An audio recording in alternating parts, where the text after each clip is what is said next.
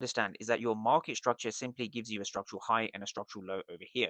Now from here, we use the Fibonacci tool and we understand our dealing range. So our dealing range is going to be a structural high and a structural low. Now, when we look into the candles carefully, what we can see, what we can identify is a fair value gap over here, right? So this is essentially going to be your key level of interest, right? Your fair value gap resting over here, right? Just over here. So now that price comes into this area, right? How do you know you should be buying from this area? Well, there's the last indicator you need, which is basically the PO3. So the PO3 indicator works in a way where you want to be buying below the PO3, right? So you want to be buying below the PO3 off a fair value gap in the discount. So notice how we're looking for time, right? We're looking for the 10 a.m. We're looking for price to come into a fair value gap, and we're simply targeting the high of the 10 a.m. candle open.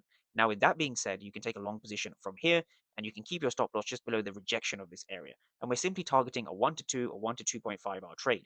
Now, with that being said, right, price has played out to the upside, right? Price has significantly played out to the upside, but you're going to take a trade which isn't going to work, right? You're going to take a trade which is going to fail. And the reason it's going to fail is because you don't know what's going on over here, right? What I've circled is basically what you see over here, right? These are aggressive sellers in the same exact area, right? Look at how price was behaving over here. We saw aggressive sellers, right? These are those aggressive sellers over here.